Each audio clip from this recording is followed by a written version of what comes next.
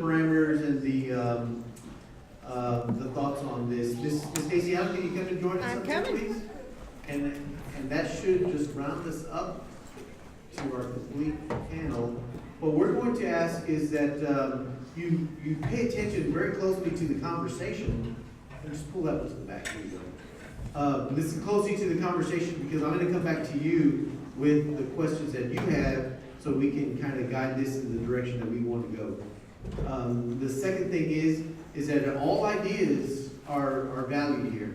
We really want to hear from elementary students, middle school students, high school students, college students. We want to hear from faculty, staff. This is going to be more of an exchange in ideas. And really, we do have panelists here, but you're part of the panel as well. We want to hear you. We're actually recording everything. Mr. Henderson's got it wired. How's the blogging going? It's going great, man. All right. Yeah. We're going over the entire world right now. So we're able to hear exactly what's happening. And like I said earlier, we're going to collect some tremendous data. Let's start off. Your mics, if you would, pick up the mic and turn it on. I think you just flip it up. And let's just start right over here with Ms. Kirkland. And if you could.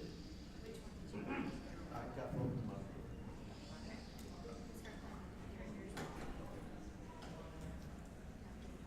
I can't talk to my mic. I got you. Does that one working over there? Yeah. Okay. Could you introduce yourself? Could you introduce yourself and tell us what grade you're in and what school district you represent? I'm Ethan Musica. I'm a senior at Horatio High School. Thank you.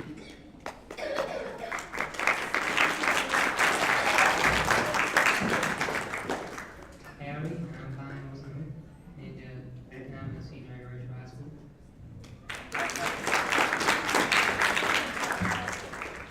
My name is Lisa Brady. I'm a teacher at Horatio High School, and I do the robotics program for Cycle, which is a 21st century grant program.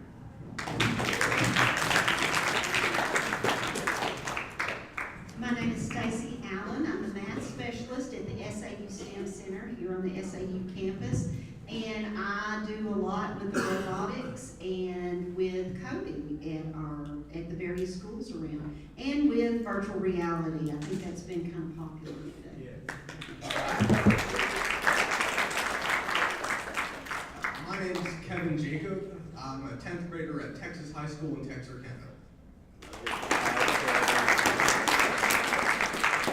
My name is Lauren Brazel. I'm a sophomore and I represent Texarkana ISD. I am Justin LeGrand. I am an 8th grader at Texas Middle School. We're here with the T-Bots.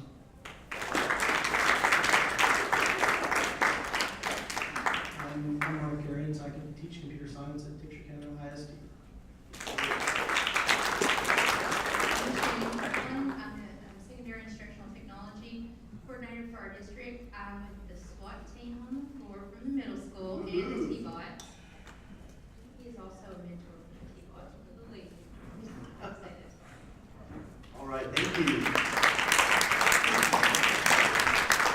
All right, the very first question that I want to ask, this is going to the student panelists, something that's on everybody's mind right now, and I think we've been thinking about this probably all day long, is how was lunch today? Did you like that? Somebody respond to that. Yep. Lunch was very nice. A lot of variety of foods in the cafeteria. So I'm sure you all enjoyed yourselves too, right? Yeah. All right. Well, you know, it's a little different in college than it is at the K-12 or the middle school or the elementary school. You do get a lot of, that's what they call the freshman 15, because when you get a freshman year, you kind of gain like 10 or 15 pounds sometimes. But I just thought I'd throw that out there because that's one of the perks is that when you get to college, when you get to walk around universities, it is different.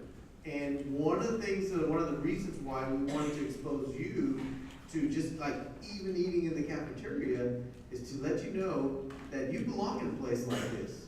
You know, it doesn't necessarily have to be Southern Arkansas University. I'm very proud of SAU, but it you want to go. The fact of the matter is that in today's world, we need a post-secondary education. That means that after you finish high school, you're gonna need some kind of training. It may not even necessarily be college, but you have to have some technical training. So to that end, has anybody feel like your knowledge of robotics, building robotics, programming robotics, can that translate into a career type of environment? Anybody have a thought on that? Okay. I guess I'm the one that responds. Of what I've seen today, it's very, of what I've learned over the past year, and even just today, it's amazing, and it seems like it can be used to help the world even, not just an individual. But it can, career-wise. Very good. Okay, that's a very astute conversation. Pass that mic down.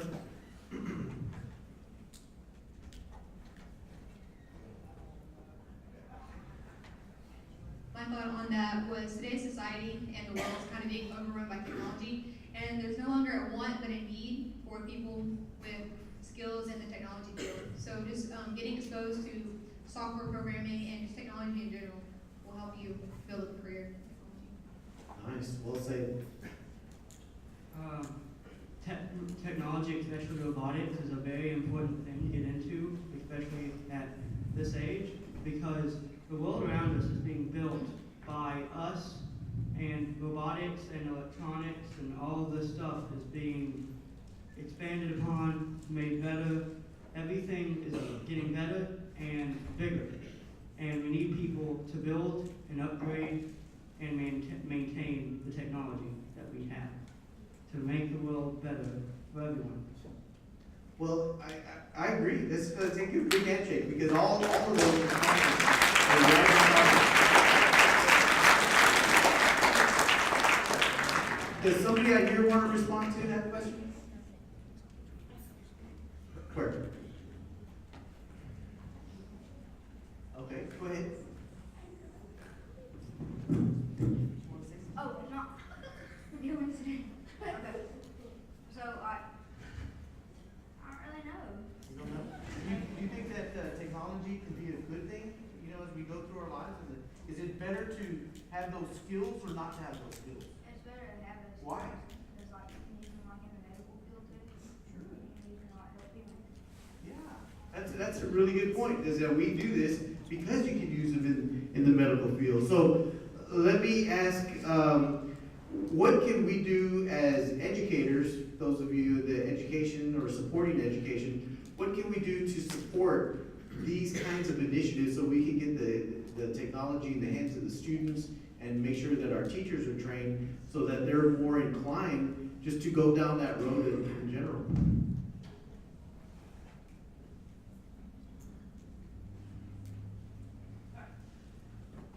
Okay, Ms. Rady? From the university standpoint, Or capable. okay, well, this is gonna be lengthy then. I know that from working with you and Dr. White, that we've learned, you have helped us to see ways to not just like, okay, here's how you find the average, but by using the robots and technology, here's how you can find it in a way that will also extend into the workplace. We discussed in our robotics group, things that we were doing for our game, like picking up the particles and putting them in a certain place. That's something that a robot would do, like say, the caterpillar plant, where they're gonna pick a bolt up and put it in a certain hole. We talked about Cooper Tire uses robots and they pick up the hot tires and they put them in a certain place, turned a certain way. So we try to show them that you're not just doing this just for the competition, which is nice, and it's fun for them, but here's how you can extend it beyond high school. So, also kind of non-technical thing that I liked about competing, and I'm gonna use this young man out here for an example. Nathan was a little bit shy, believe it or not, And Nathan, last year when I had him in class, it was hard to get him to answer a question. When we've gone to these different competitions, he's had to talk to judges, he's had to be interviewed. He's made friends in all over Oklahoma and Northwest Arkansas, and now you can't get him to shut up. But it has brought him out of his shell, and I think that's great. And so, from both standpoints, he's learning a technical skill that he can apply to a job, but he's also learning how to network with people and how to, you know, we had an incident that we were all upset about at one of our competitions, and we learned how to handle it like adults.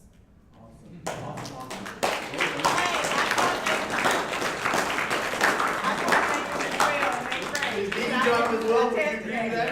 I taught him in 8th grade and I You know, contested. you know, Ms. Stacy, you wanna add to that? Well, I think, from my standpoint, is what we do is to teach teachers. So we're trying to catch up to things that you guys already know how to do, which is really kind of cool. And we're trying to teach your teachers to just kind of facilitate and let you do what you do. Sometimes it's hard for teachers. I want to compliment you guys, all of you guys that have been over here on the VR equipment. Because you've kind of taken it upon yourself, I showed maybe 2 people how to do it, and then you just kind of, whoever came next, you showed the next one behind you. That's pretty awesome stuff, that you're already instructing other people how to use this equipment. I know you've talked about technology, but please don't forget about the teaching field. There has to be somebody out there teaching other people to do this. Well said. Sir, you have the microphone there, and I want to ask you a question. If students are exposed to this kind of thing on a regular basis, do you think that's going to help them do better in school, and if so, why? I do believe that exposure at a young age to technology will allow them to succeed in a school environment.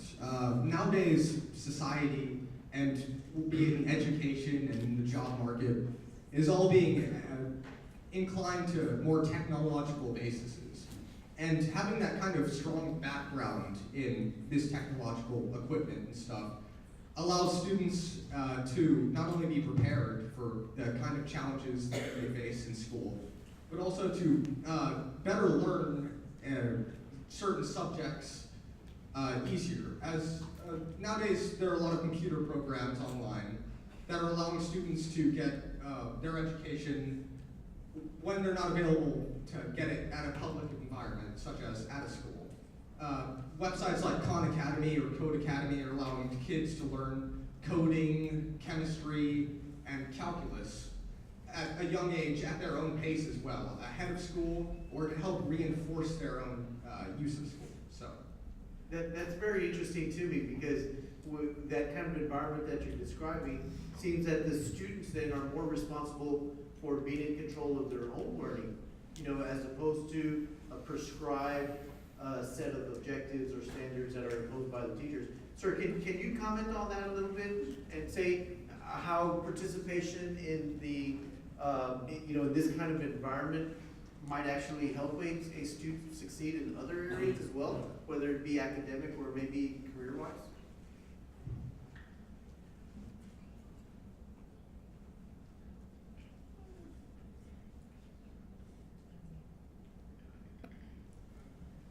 Okay, Nathan. Pass it, that's a hot potato, we can pass it around. Repeat the question. Well, see, it seems to me that a lot of times, let's just say, I'm gonna go with a negative example, okay? And I think we've all been there in a class. Let's just say that the class gets it, okay? We understand this topic. But if it's like in the lesson plan, okay, and the teacher's gotta go through a certain activity and they have it, you know, well mastered. When you have a flipped classroom where the students are more in control of the learning that's taking place, it gives everybody an opportunity to succeed kind of maybe at their own pace, or maybe to go beyond what was originally prescribed for that day, because they're a little bit more in charge of their own learning experience. Is that a valid way to look at education these days, or should we be kind of a more of a sequential thing and just kind of go, I planned for this and that's exactly what we're gonna do? You wanna address that, then we can give them a little down here, go ahead. I mean, personally, having the flipped classroom thing with that, I've even, these are getting thoughts up. I've seen from my own personal experience that it not only benefits the student having that, because it's not like just teaching them what is set to be taught, because every student's different. You really can't just teach them all the exact same thing. And even though, in those ones that are actually gonna learn quicker, if they're gonna be able to teach the students around them, not just the students around them, but also the teachers that's teaching that, how to better, do it. I know from personal experience, I've taught her a little bit of how, Miss Brady, I've taught her a little bit of, reasoning, on some things we had to do. Such as optimizing the robot over there. We have ran into problems with hitting hitting the buttons and stuff at first. So through, trial and error, just personal, figuring that out, we figured out that if we put a ratio on there, it creates a better surface area to be able to hit the buttons better. It's just, you learn, not teaching, reasoning skills is something you can't teach somebody. They just kind of have to develop it.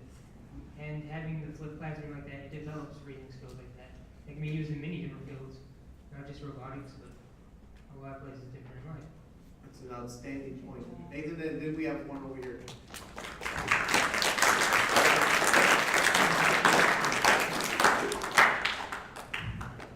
The idea of a flipped classroom with the students having more control, I think would be a really great idea for the reason that a set learning plan for students, it does help structure a class, but if, his example, like he said, when the whole class gets it, but the plan says that you still have at least another week of work on the subject, that just takes up time that you could learn other things, and maybe you get something that you're bad at, maybe, let's say in math, maybe you can't understand, I don't know, I'll use a geometry thing.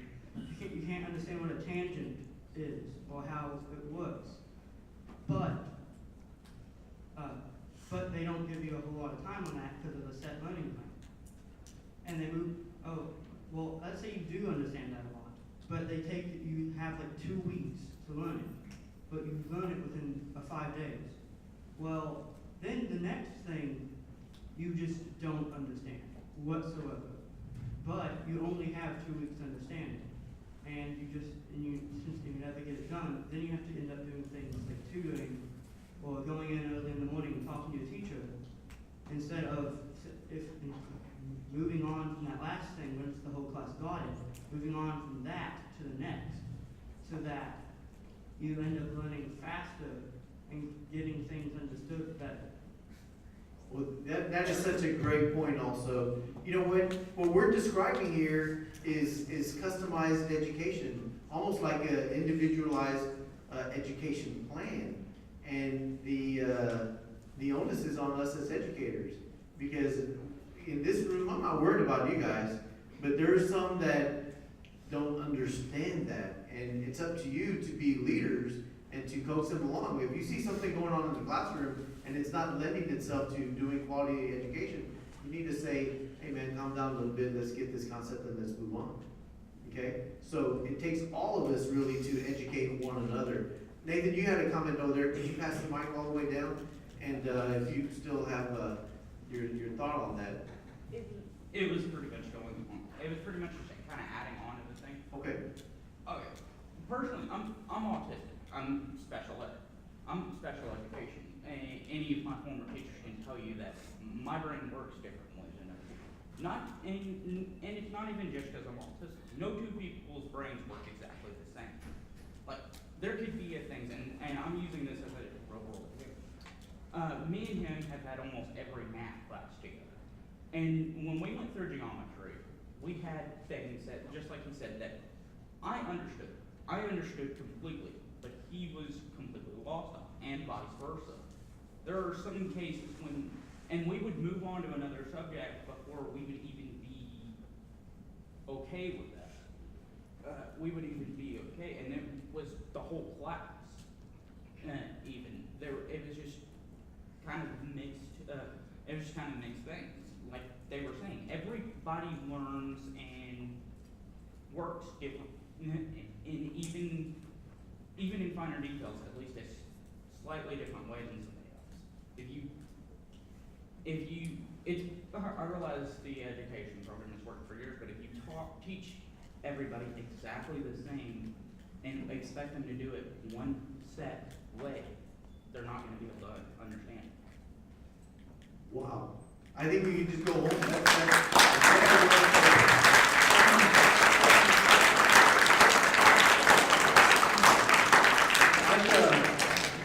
I'm gonna ask Ms. Davis here to comment on what we've just talked about, because this is really heavy stuff here. If we have a chance to look at education and do it differently, then maybe we wouldn't have to say, thank God for Mississippi, if you know what I mean. Yep. You know why? Why did we say that today?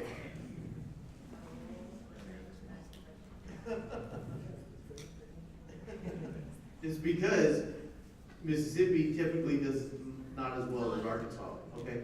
But what do you think, Ms. Davis, about this, and what do we need to do for the comments that have just come forward right here? What do we need to do in order to make this institutionalized, to have that as part of the school, so that way that when these kids go back to their campuses, it's not just like, okay, well, that was a tremendous experience, but now we're back to the real world, and it goes back to the same old stuff.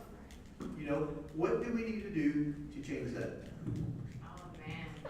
Do we have a week to sit here, maybe a couple months? All right, what's the top 1 or 2 days? To let educators know that there is a better way. I know I'm old, but I haven't been teaching very long. I've only been teaching 7 years, so I'm pretty new to the field, and so I've been exposed to some pretty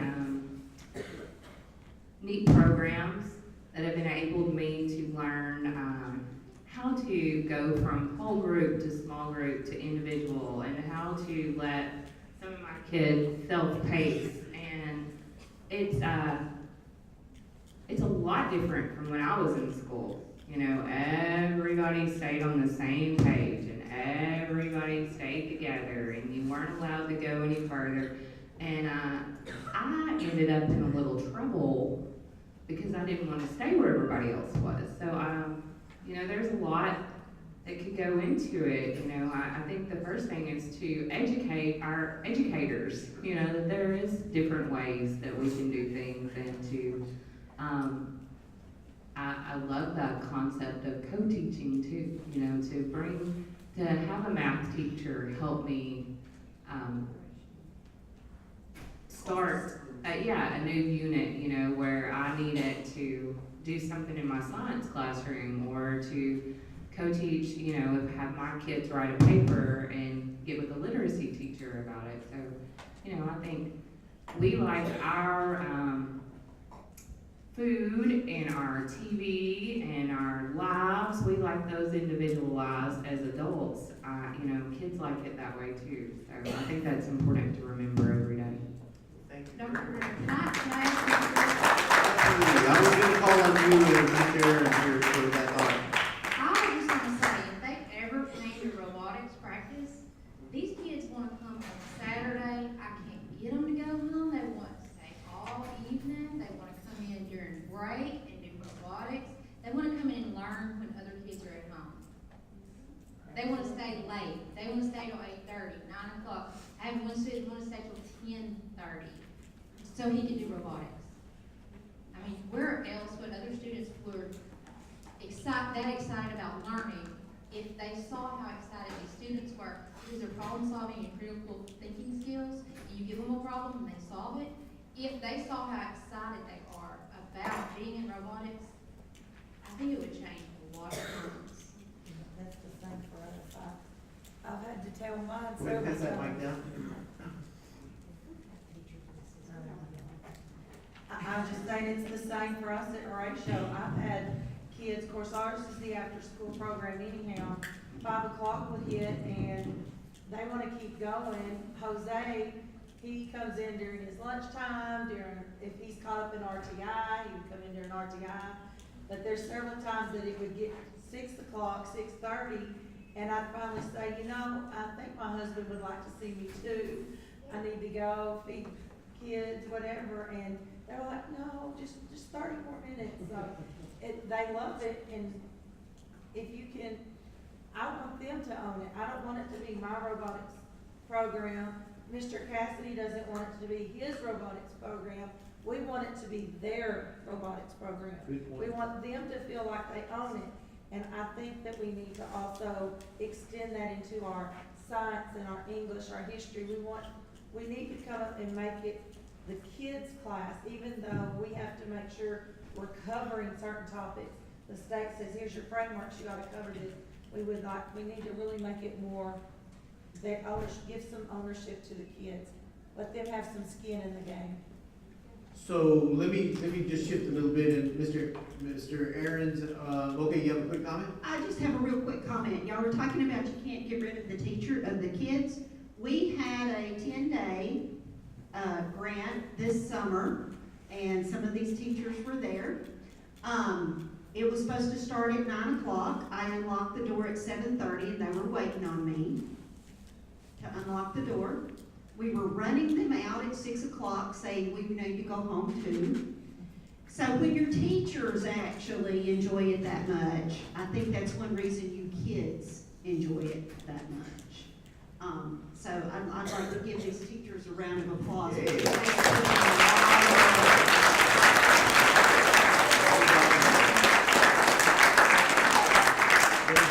Miss Allison in the back is one of those that we had to scoot out the door this last summer, and we're so glad that you're able to join us.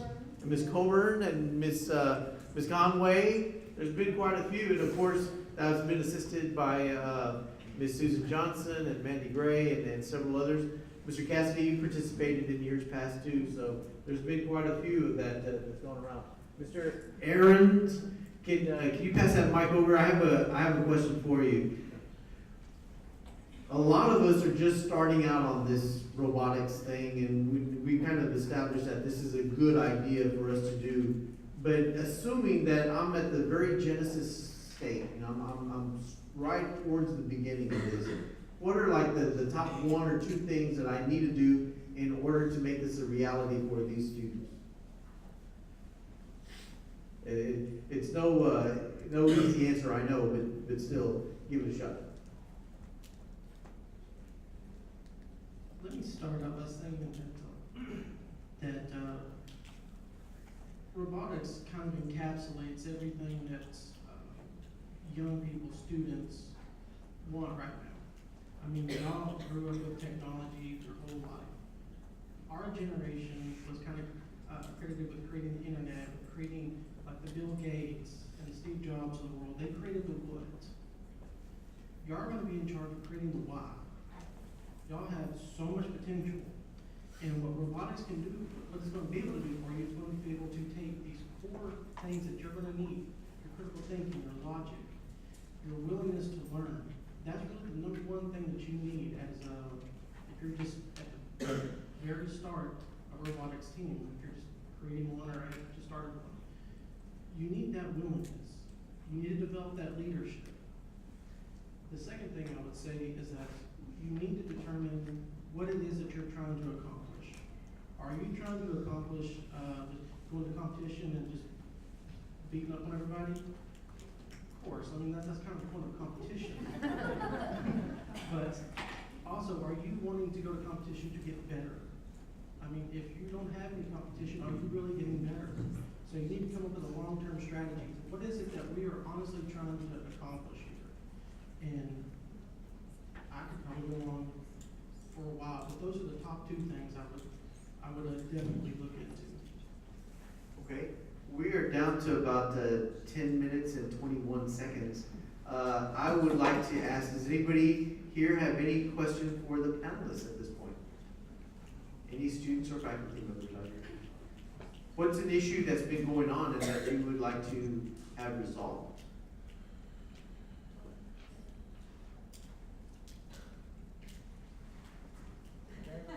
Okay, here we have somebody as a brave soul. Well, she said funding. Okay, well, When you start robotics, it's an expensive process, and to do it correctly, there's always, oh, I should have got this part, I should have got this part.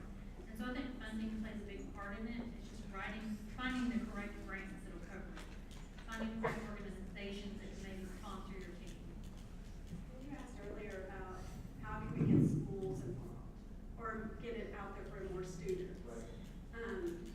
This is like a big playground right here. Wouldn't it be awesome if we had this kind of room set up? Science teachers could take their kids, math teachers could take their kids. We're working with angles and speed and everything. Ms. Kirkland has a room set up that's awesome and has invited us to bring our kids, our classes, to use that room to introduce concepts in math and science. And if we could connect the two, like this. So we need to have tools of the trade, we need to have accessibility, and we need to make sure that it's self-sustainable through adequate kinds of funding. My colleague from HSU is an expert at everything. And so, how important, could you help with, on the science piece, on the, trying to get the teachers to, as we said, enjoy it and be enthusiastic about it. But when we come down to professional development, we have to have the tools here, to give them the training in, and then when it goes back to their campus, that it's not, it's not a vacuum there. What are your thoughts on this? Should we go ahead and train teachers that may not have it, and so that they can in turn go back to their campuses and demand it, or should we wait till we get the equipment and then train them? Is that not a catch-22? What's your thinking on some of this? There's nothing sadder to me than to be in a place where the tools have been brought into the school without training and they're locked up in a closet someplace, and it happens a lot more frequently than we like to admit sometimes. So I think they have to go hand in hand. On the other hand, it's frustrating to see the possibilities and not have access then to make that a reality for your students in your building. So I think that's where it's so valuable for teachers, administrators to develop those relationships with their education service cooperatives, their STEM centers, their education renewal zones that may have access to or know how to put you into contact. If your school doesn't yet have access to all of those tools yet, but a neighbor in another school district does, I have met so many educators and administrators who are willing to share those tools across buildings, to invite one another in. I've heard those connections being made today among educators and students. So they've said, come and see, we'll share our stuff.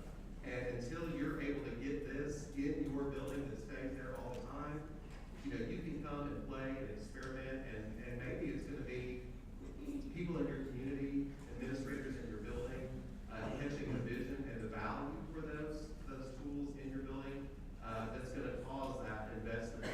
And also folks in your community who maybe come alongside with some of the additional funding beyond what your school can budget to help your team get started. So I think it's both ways.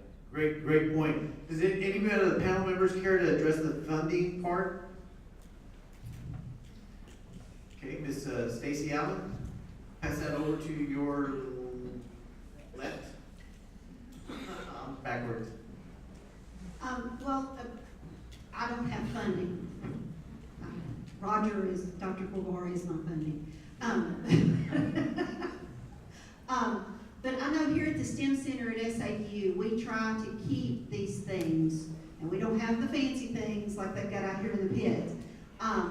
But we've got 8 EV3 kits. We've got some NXT kits. I think we have about 10 of those. We have 6 sets of dot and dash that are actually out at a school right now that they're using. Ms. Coburn uses our stuff a lot. So just because you, I have 12 Raspberry Pi 3 kits.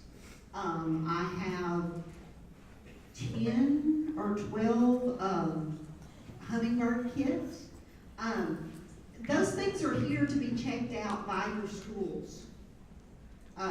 So just because you don't have the robots and you don't have them in your school, you can come and get them. We have access to them, and if there's something you need, we will try to get it for you and have it here to be checked out. So all of you, we do it statewide. The STEM centers aren't like the co-ops. We have certain districts that we serve, but the STEM centers are statewide. So if there's something you need from us, give us a call. And your STEM centers have a lot of stuff too. Other ones, the Henderson State has a STEM center, UCA has a STEM center, Monticello, Pine Bluff. Call those folks. They probably have access to some stuff. Okay, and speaking of access, Ms. Colbert, can you just tell us a couple things that you have checked out and that your kids have liked? Well, I was really interested in the robotics program after going through Dr. G's training, and I wanted to see if there was an interest in my school. And so last year, at the end of the school year, I asked if I could take 2 of the Lego robots with me, and I had 1/4 of our school signed up to be in the robotics club. We had, which I'm at a small school, but we had 86 kids that came that day to sign up. Amazing. And we didn't really do anything with them except play with them, but they would come in at recess, they would give up their recess time, their lunch time, and I just divided it by grade level and they came in. And so this summer I wrote a grant to get robots of my own, which I only have 2 again, but I know I will be using the STEM Center to check out more, and I'll check with our co-op and see if they have some too. So this has been a good experience for me because I see how interested y'all are, and I've learned how the robotics program is working in different schools. I've already made connections with a couple of teachers that they've invited me to come and watch what y'all are doing, so I'm excited to set up a program at Genoa. So I appreciate your input. Thank you very much. All right, that takes us about to the end. I have time for one more question, and I said early on that I was really anticipating that you guys would ask a question out there, so I'm going to give it one more shot. Does anybody have any kind of question for the panelists before we move on? Just not everybody all at once, though. That's the only reason.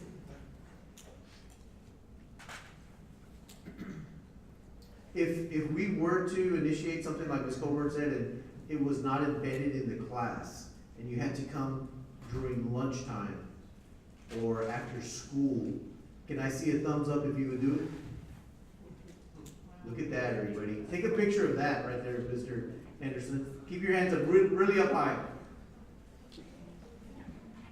That is amazing. Congratulations. You know what? Like I said, I'm not worried about you guys. You're going to do a great job on stuff. Let's give any closing comments from our panelists. Okay, you have the mic right there. There you go. Excuse my sore throat, I have extreme allergies, and I got into some thank grass that nearly did me in. But whenever we say robotics, the first thing that pops into somebody's head is R2D2 or C3PO robot, or something like we have in the arena. But I'd like to challenge you to think about the real world. Have you ever seen the commercial where the car parallel parks itself? That's a robot, my friends. The same coding that you're writing to make the robot pick something up, that's the same code that they're using to make that car parallel park itself. Okay, the same coding and sensors that you use on the robot to make the robot stop within 3 inches of a wall, that's the same coding and sensors used in the car's braking systems. I know you've seen that commercial. where the car stops itself before it hits the back of a dump truck or a deer or something like that. Okay, that's robotics. Robotics is not just C3PO or something like we have. So whenever you learn a piece of coding that does something like turn a ball over, think about, is there a real world application for that? Sure, you can make a pancake flipper, feed the world. Okay, I want to challenge you to think outside the box.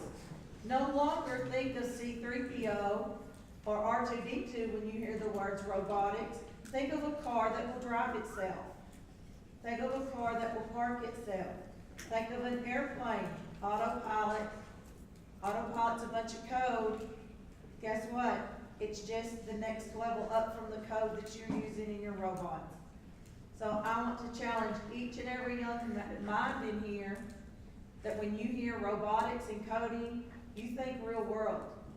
Don't just think about toys, video games, art. Those things are nice, and I know there's people that's made millions off it, but there's also people that's making millions off of a car that will stop itself and save someone's life. Okay, so that's my challenge. That's a wonderful thing. We have another comment right over here, and we will finish up with this comment right here. Like you were saying, robotics, the main goal of it is we're trying to bring stuff from sci-fi into reality. Sci-fi is great, but we are getting so advanced with our technology. I've just go on YouTube or the internet. You can see so many amazing things people have done with robotics and technology. There are amazing things. Like I've seen where the military has been working on exosuits that help you carry more weight. I've seen robotic limbs and arms, eyes for people can't, for the blind. So many applications for this. And this robotics that you're learning in school, it's not only robotics. The stuff you're learning here can help you in other fields like programming computers. Computers are getting so immensely complicated today. They have terabytes of memory. They can do so much, and we need a lot of people to get them to the next level and to use them. It's not just robotics, it's technology as a whole. I mean, even if you're going to be an IT person, you need to know a lot because technology is advancing, so you need to as well.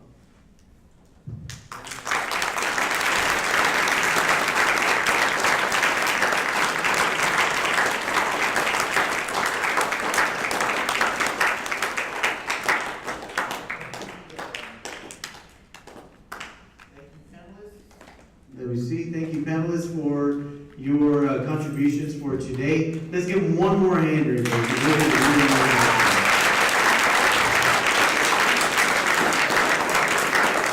All right. As you go ahead and make your way down to the top, Mr. Squires, will you come up, and I want everybody to stand up and kind of stretch around for a few seconds while Mr. Squires makes his way up here.